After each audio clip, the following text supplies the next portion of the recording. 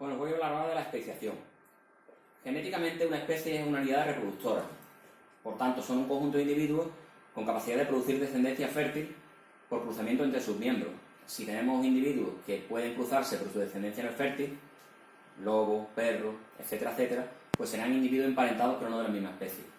¿Qué es la especiación? El mecanismo por el cual a partir de una especie surgen al menos dos. Este proceso es responsable de la biodiversidad actual que tenemos en la Tierra. Tiene su origen en el aislamiento reproductivo de una parte de los individuos de la población del resto de individuos de la misma especie. El aislamiento que puede ser debido a varias causas, físicas, geográficas, o bien puede ser una causa no geográfica, sino fisiológica o anatómica. Este aislamiento se debería a la aparición de barreras reproductivas que pueden ser de dos tipos, precigóticas o postigóticas, o sea, antes o después de producirse el cigoto.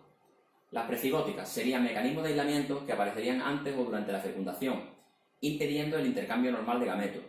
Estas barreras pueden ser mecánicas, imposibilidad de copular, etológicas, debido a la falta de interés sexual entre individuos de la población, o bien geográficas, que son barreras físicas que separan a los grupos dentro de la población.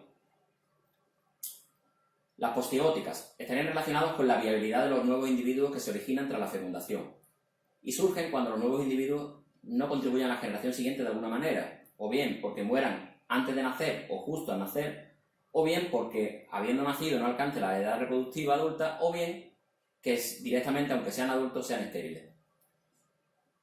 Hablamos de la especiación alopátrida. Entre los diversos mecanismos que pueden conducir a la especiación, el más sencillo y más estudiado es el de la especiación geográfica o alopátrida. Este mecanismo aparece cuando las poblaciones están aisladas físicamente a causa de alguna barrera geográfica, un río, una montaña, etc., que interrumpe el flujo genético entre ellas. Esto le ocurrió, por ejemplo, a los chimpancés y los bonobos que fueron separados por la aparición de un río. Sucede del siguiente modo.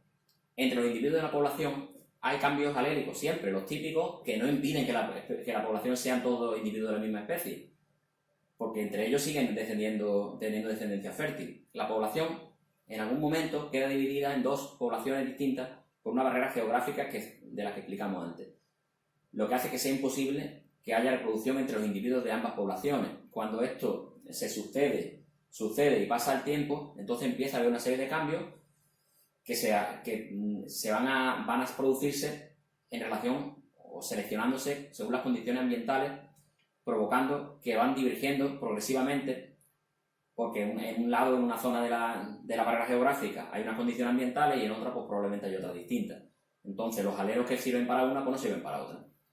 Las diferencias acumuladas a lo largo de sucesivas generaciones pueden ser tan grandes que una vez desaparece la barrera geográfica, imaginaros que de repente el río se seca, los individuos, una vez que se vuelven a encontrar, no pueden aparearse con los de la otra parte de la población, con lo cual se acaba de formar una nueva especie.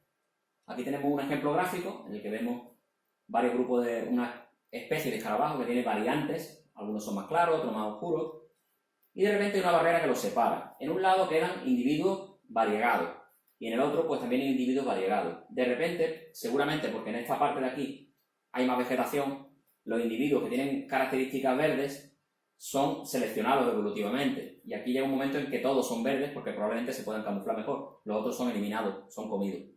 En este lado, pues todo lo contrario, parece que los individuos de un color marrón, seguramente porque hay menos vegetación y hay más sitios donde esconderse que sean de ese color, pues prevalecen. Bueno, y esto es todo.